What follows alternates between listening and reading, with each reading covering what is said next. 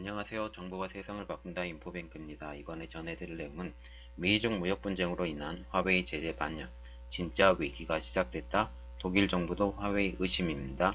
여러분의 구독과 좋아요는 저에게 많은 도움이 되오니 구독과 좋아요 많이 눌러주시기 바랍니다. 그러면 시작해 보겠습니다. 이번 주제는 미중 무역 분쟁으로 인한 화웨이 제재 반영, 진짜 위기가 시작됐다. 독일 정부도 화웨이 의심.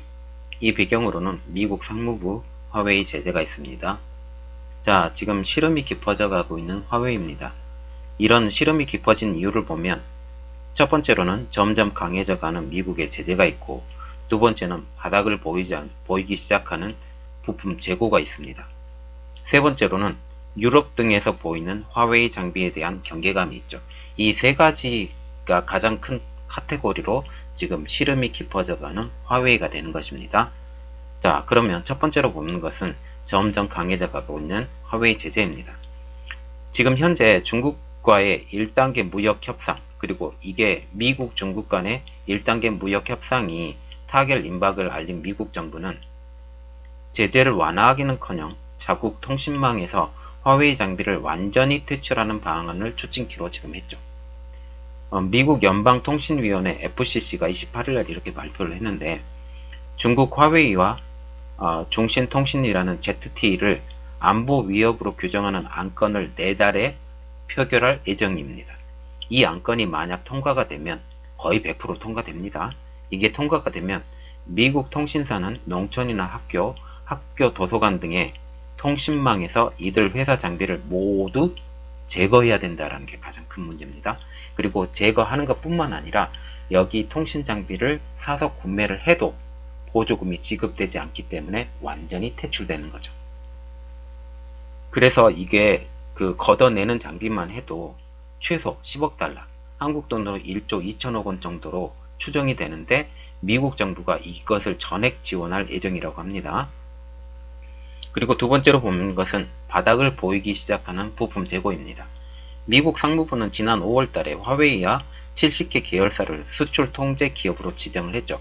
엔타이어 리스트라고 해서 이게 블랙리스트로 딱 올려서 여기와 거래하고 있는 업체는 힘들겠다, 거래하지 마라 지금 얘기를 했는데, 지금 90일 유예가 됐죠. 그리고 두 번째 90일 유예가 됐고, 이게 11월 15일인가 그때 끝날 예정인데요. 곧 끝날 예정입니다. 이게 연장을 하지 않기로 지금 결정이 됐습니다.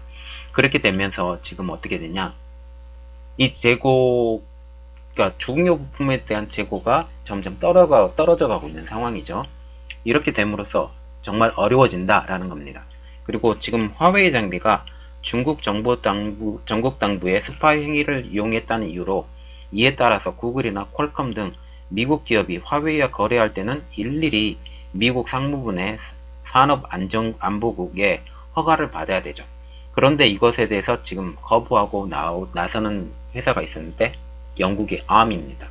그러니까 ARM이라고 불리는 ARM이 기술을 제공하겠다라고 하면서 칩 생산에 지금 도와주는 설계 프로그램을 지금 공급하겠다라고 지금 얘기를 하면서, 화웨이가 말하자면 하이실리콘이 기린 1000을 지금 다시 만들려고 하고 있습니다. 이거 새로운 거 코덱스 A77을 적용해서 이걸 만들겠다고, 시제품까지 이미 나왔다고 이미 얘기가 나오는 상태인데, 이미 오래전에 얘기가 나온 것 같습니다. 어쨌든 그러나 미국 안에 있는 회사들은 지금 제재를 받기 시작했다라고 하면서 사실상 거래 금지가 된 것입니다.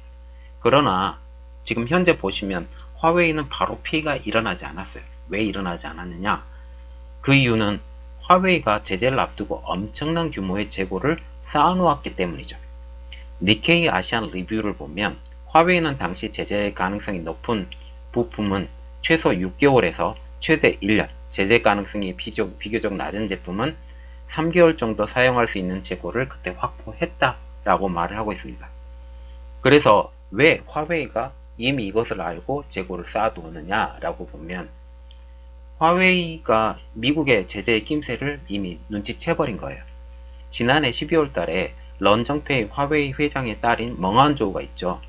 이 멍한조우 최고 재무 책임자가 미국 정부의 요청으로 캐나다에서 체포가 됐습니다. 이때 위기를 느낀 화웨이가 최악의 상황을 가정하면서 미국산 부품과 장비를 대거 사들였다라는 겁니다. 그런데 드디어 지금 6개월이 다 지나가고 있어요. 5월 달부터 시작했으니까 5, 6, 7, 8, 9, 10월 달, 드디어 11월 달이 넘어왔습니다. 11월 달이 넘어오면서 이게 바닥을 드러내고 있는 화웨이 재고입니다. 모바일 엑스퍼츠라는 조 매든 수석 연구원이 여기서 이야기를 하고 있는데요.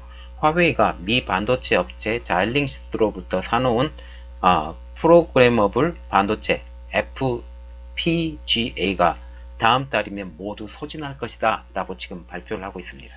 그러면 프로그래머블 반도체가 무엇이냐 보면 사용자의 용도에 따라 기능을 바꿀 수 있는 비메모리 반도체의 일종으로서 통신 장비와 통신 네트워크에 들어가는 핵심 부품이라고 합니다.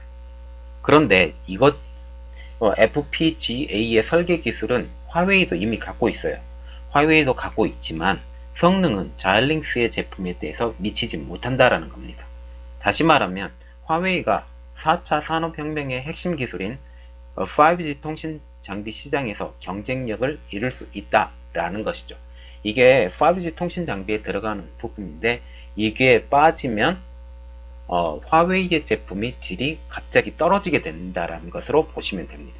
그래서 이 5G 통신 장비의 기능도 지금 것보다 훨씬 낮은 수준의 기술력을 가지고 부품을 만들어진다라고 보시면 됩니다. 그리고 지금 제재에 대한 어려움을 호소하고 있는 화웨이인데 워싱턴 포스트지에서 이렇게 말을 하고 있습니다. 지난 6월 말 일본의 오사카에서 열린 G20 정상회의에서 도널드 트럼프 미국 대통령과 시진핑 중국 국가주석이 만난 이후에 미 상무부가 국가안보 우려가 없는 제품에 한해 거래를 허용을 했죠. 그랬지만 화웨이는 여전히 핵심 부품에 대해서 어려움을 겪고 있는 상태입니다. 그리고 세 번째로 보면 유럽 등에서 보이는 화웨이 장비에 대한 경계감입니다. 지금 보시면 그 EU의 보고서에서도 경계하는 목소리가 나오고 특히 이번에 독일의 연방정보국의 브루노 칼 국장이 의회 중원에서 이렇게 말을 했습니다. 29일날 중국 정부와 정보기관에 의존하는 화웨이를 완전히 신뢰할 수 없다라고까지 말을 했습니다. 말하자면 이게 EU의 보고서와 독일의 연방정보국 국장이 말한 것이 말의 결이 똑같습니다. 이렇게 보면 이것으로 의미하는 것은 독일 정부가 5G 통신망 구축 사업에서 중국 장비는 이번에 배제하지 않았죠. 그럼에도 불구하고 실제로 민감한 시설에 화웨이 장비를 사용할 가능성은 낮아진다는 겁니다. 물론 ZTE 장비도 마찬가지로 낮아진다는 것으로 보시면 됩니다. 그러면 화웨이는 어떻게 될까라는 것을 보시면 워싱턴 포스트지는 이렇게 말을 했습니다.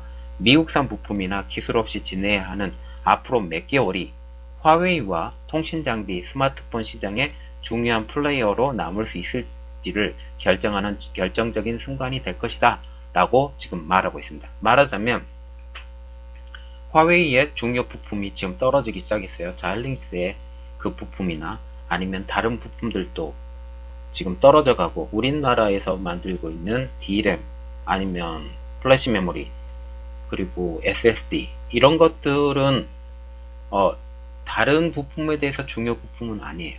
물론 중요 부품이지만 다른 것들에 비해서 중요 부품이 아니에요. 그런데 이 부품들이 제재가 들어가지 물론 플래시 메모리, SSD, 램 이 부분에 대해서 계속 우리나라가 공급해줌에도 불구하고 미국의 주요 장비 정말 중요 장비였던 시스템 반도체에서 들어가지 못한다면 미국의 그 화웨이 핵심 장비들이 만들어지지 못하기 때문에 특히 스마트폰이 아닌 화웨이의 5G 통신 장비에 문제가 생길 수 있다는 겁니다.